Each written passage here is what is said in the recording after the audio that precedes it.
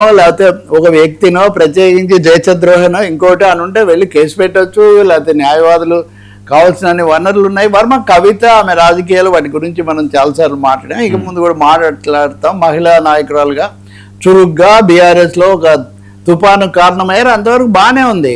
అసలు మాట్లాడినంతసేపు cinema actor అంటే కవిత గారు సినిమా యాక్టర్ల మీద మాట్లాడతారా అయితే రాజకీయ సభల్లో? ఇప్పుడు సినిమా యాక్టర్ అంటే సినిమా యాక్టర్లు మనుషులు కాదా? సినిమా యాక్టర్లకు సమాజంలో గౌరవం లేదా? ఒక నందమూరి తారక రామారావు ముఖ్యమంత్రి కావడానికి ముందే ఆయన ప్రజల హృదయాల్లో ఉండలేదా? సినిమా యాక్టర్లు, రచయితలు, కళాకారులు, వృత్తిదారులు అందరూ మనుషులేనండి. పదే రాజకీయ కుటుంబాల్లో పుట్టి రాజకీయంగా పెత్తనం చెలాయించిన వాళ్ళందరూ ఏదో అసాధారణంగా దిగొచ్చినట్టు వీళ్ళు అక్కడి నుంచి వచ్చిన అందరూ వచ్చిన వాళ్ళే. మిగిలిన వాళ్ళు ఏదో వేరే రంగాల నుంచి వచ్చిన వాళ్ళందరూ ఏదో మనుషులు. సినిమా యాక్టర్ ఆమె సినిమా యాక్టర్ కాదు. ఆయన కేవలం ఆయన ఆంధ్రప్రదేశ్ ఉప ముఖ్యమంత్రి, ఆయన జనసేనకు అధ్యక్షుడు, కేంద్రంలో కూడా 2 పార్లమెంట్ స్థానాలు, కేంద్ర కూటమిలో ఆయన సభ్యుడు.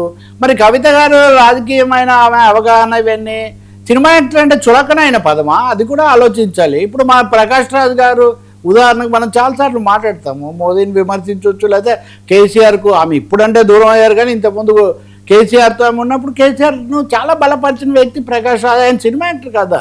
మీరు ఇంకో 100 విషయాలకు విమర్శించండి కానీ పదే మనుషులను చులకన, హేళన, తక్కువ చేసేటటువంటి ధోరణులకు వెళ్ళటం మటుకు చాలా తప్పు.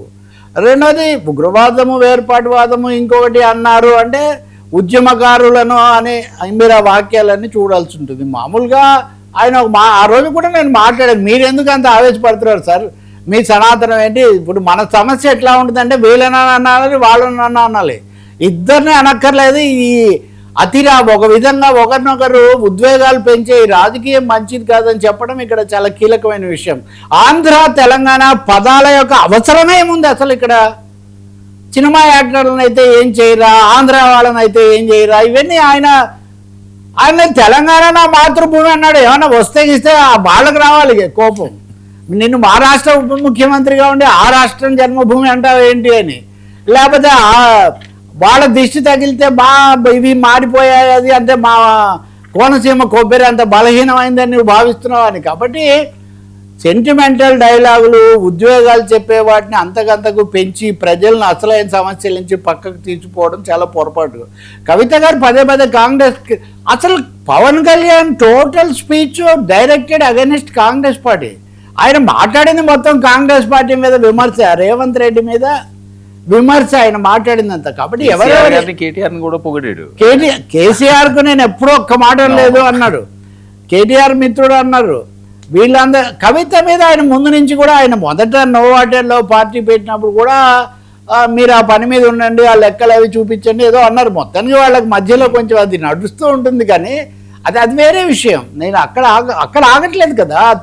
ఆంధ్ర వాళ్ళు అయితే రావచ్చా, ఇంకోరు అయితే రావచ్చా, ఈ మాటలన్నీ మనకు నచ్చితే. ఇప్పుడు వీరే ఏదో పెళ్ళికి వెళ్ళి అక్కడ చాలా వీళ్ళ అభిమానం నాకు చాలా ముచ్చటేస్తుంది అది ఇది. సార్ ఆంధ్ర ప్రజలు, తెలుగు ప్రజలు, తెలుగు తల్లి బిడ్డలే, తెలుగు తల్లి తెలంగాణ తల్లి అక్క చెల్లెళ్ళే, అందరూ ఆ 56 అక్షరాలు ఉన్న తెలుగు భాష నుంచే మాట్లాడతారు, ఆ సినిమాలే చూస్తారు, ఆ పత్రికలే చదువుతారు, ఆ మీడియానే ఫాలో అవుతారు. కాబట్టి ఈ విషయంలో మీరు ఎంత ప్రయత్నించినా 2 గీతలు మీరు గీయలేరు. ఒకసారి భౌగోళికంగా రాజకీయంగా గీశారు అని అది అయిపోయింది. ఇంకా దాన్ని ముగించాల్సిన అవసరం తప్ప దేశద్రోహం లాంటి మాటలు, పెద్ద మాటలు ఇవన్నీ అనవసరం.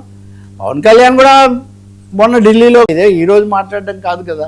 కాబట్టి పైగా సినీ నటుడు అని చాలా తక్కువ. జగన్ కూడా అలాగే అనేవాడు ఒకప్పుడు. అదే తలకాయ లేని యాక్టర్. ఆ తలకాయ లేని యాక్టర్. ఆయనకి ఏం తలకాయ లేకుండా ఆయన ఉప ముఖ్యమంత్రి అయ్యాడు. మనకు చాలా ఉండబట్టి మనం అరెస్ట్లు అయ్యి కేసులు ఎదుర్కొని పార్టీలు రకరకాల ఇవన్నీ మనం తంటలు పడుతున్నాం.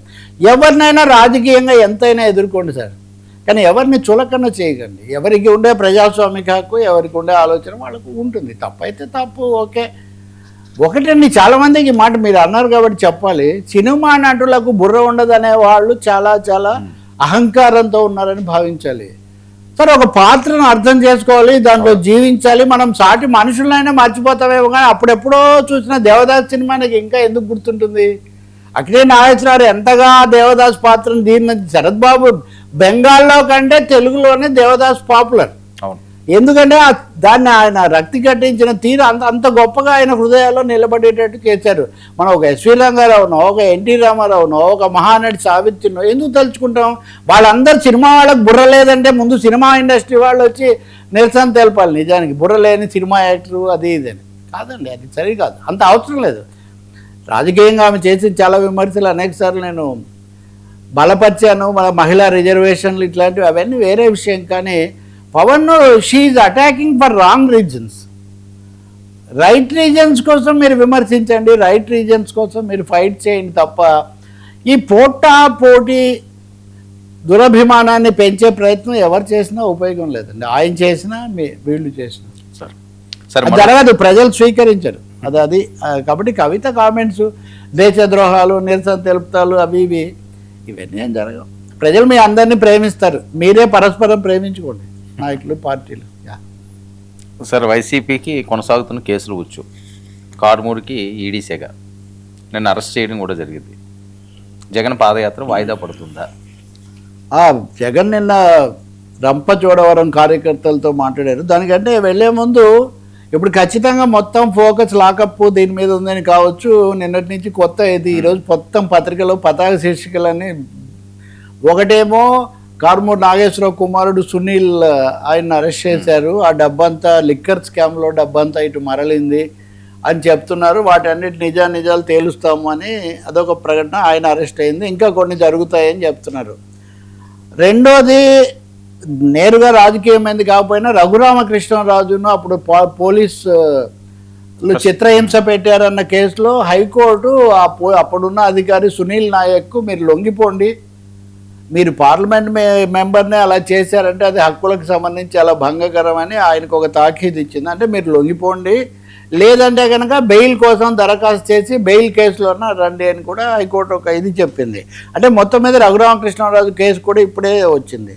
కొడాలి నాని మీద కూడా ఆయన ప్రాసిక్యూషన్కి అప్పుడు మంత్రిగా ఉన్నప్పుడు ప్రాసిక్యూషన్కి అనుమతి లేదని చేయలేదు. పంచాయతీ ఎన్నికల సమయంలో చంద్రబాబును అప్పటి ఎన్నికల కమిషనర్ను ఆయన దూషించారు అని ఆయన మీద కూడా ప్రాసిక్యూషన్ ప్రారంభించడానికి అనుమతి వచ్చింది. ఇలా వరుసగా ఒక 3-4 వార్తలు కనిపిస్తున్నాయి. అయితే ఈ వార్తల మధ్య ఇవన్నీ కూడా వైసీపీలో కొంచెం కేంద్రం యొక్క దాడి, ఈడీ తాకిడి పెరిగిందన్న అభిప్రాయం ఒకవైపు, రెండోది పోలీసులతో కూడా వాళ్ళ ఘర్షణ కూడా పెరుగుతోంది కదా. ఈ క్రమంలో వాళ్ళకు ఒక ఉపశమనం, ఒక రిలీఫ్ కూడా వచ్చింది. అదేంటంటే సోషల్ మీడియా ఖాతాలను స్తంభింప చేయటం, ముఖ్యంగా ఫేస్బుక్లో వైసీపీ పేజీలను ఆపేయడం అనేది సరికాదు అని దాని మీద high court judge justice Raghunandan Rao ఆయన ఒక ఆదేశాలు ఇచ్చారు. అసలు ఇది ఎలా జరిగింది చెప్పండి, పరోక్షమైన పద్ధతిలో మీరు వాట్సాప్లు ఫేస్బుక్ పేజీలు ఆపేసేయటం అనేది అది కూడా వేరే ఏమన్నా పరోక్ష పద్ధతిలో చేయించడం ఇది పొరపాటు, దీనికి సంబంధించిన పూర్తి వివరాలు మా ముందు పెట్టండి అని కూడా ఆదేశించారు. ఇది తప్పకుండా ఇందాక మనం అనుకున్నట్టే వైసీపీ వాళ్ళకి కొంచెం ఉపశమనం. మా కేసు వేశారు, మమ్మల్ని అనవసరంగా మా గొంతు నొక్కాలని చూశారు.